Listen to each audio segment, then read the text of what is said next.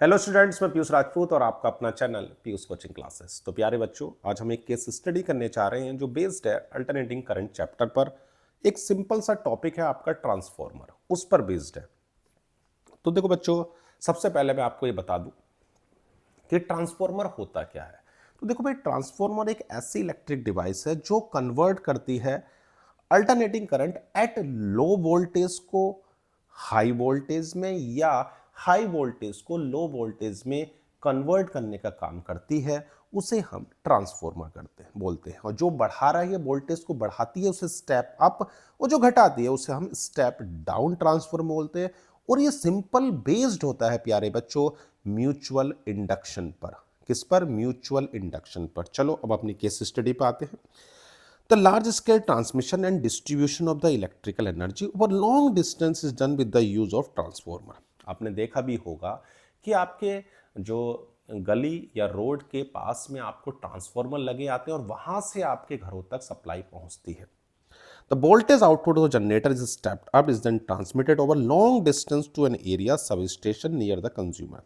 भाई power station से कहाँ तक पहुंच रहा है? आपके सब स्टेशन पर, और उसकी वोल्टेज को बढ़ाकर फिर उसकी वोल्टेज को घटाकर आपके सिटी के सब स्टेशन तक पहुंचाया जा रहा है। It is further step down at the distributing sub station and utility poles before a power supply of 240 volt reaches our Holmes.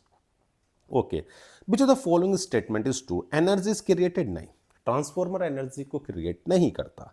Transformer is design to convert an AC voltage to DC? नहीं, बिल्कुल गलत। Step up transformer increase the power? नहीं। Step down transformer decrease the AC voltage? बिल्कुल सही है।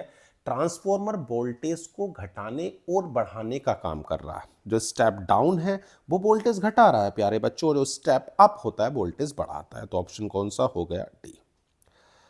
If the secondary coil has a greater number of turns than the primary. अगर बच्चों देखो, सारा खेल टर्न्स का है। अगर प्राइमरी सेक्शन पर टर्न्स ज्यादा होंगे सेकेंडरी से तो वो स्टेप डाउन होगा, और सेकेंडरी पर ज्यादा होंगे तो प्यारे बच्चों वो स्टेप अप होगा। अगर सेकेंडरी में ज्यादा है तो स्टेप अप होता है। ये छोटा सा फॉर्मूला याद रखना, N S over N P is equal to E S over E P. S for secondary है और पी फोर प्राइमरी है।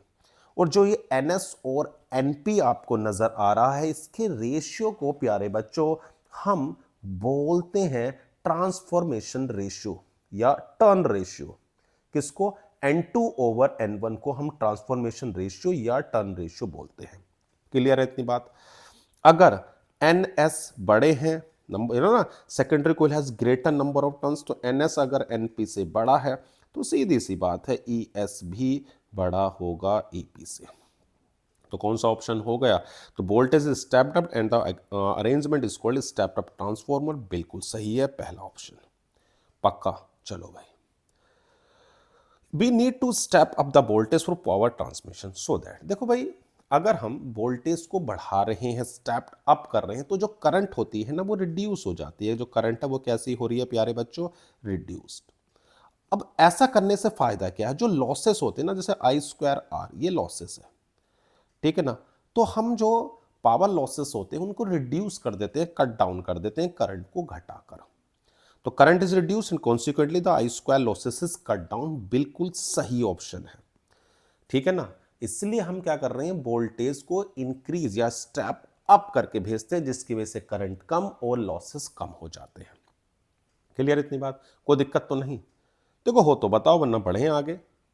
The power transmission line feeds input power at 2300 volts to step down transformer that's primary winding have इतने turns and number of turns in the secondary to get the output power. देखो बच्चों, formula आपने पढ़ा है क्या? अभी मैंने आपको बताया था कि ई इनपुट आपके पास है और ई आउटपुट है, उनका रेशियो भी आपका वही होगा, प्राइमरी और सेकेंडरी। ये आपके पास 2300 है और इसकी वोल्टेज 230 है, ये आपके 4000 है। तो सिंपल सी बात है, आपसे पूछा है ये, तो ये तो चला गया कितनी बार? 10 बार, और ये इससे ये। तो क्या आंसर आ गया? तो भैया सेकेंडरी पर आपके 400 टर्न होंगे। कितने? 400। कोई दिक्कत तो नहीं है? बिल्कुल क्लियर है? केस स्टडी समझ में आई? ट्रांसफॉर्मर के बारे में कुछ बेसिक इंफॉर्मेशन मिली। अगर हमारी वीडियो बच्चों आपको कुछ भी इंफॉर्मेशन पहुंचा पा रही हैं, आपको पसंद आ रही हैं, आप तो हमारे चैनल को सब्सक्राइब करें, वीडियो को लाइक और शेयर जरूर करें। ठीक है बच्चों, तो आज की क्लास में सिर्फ इतना ही। Thank you.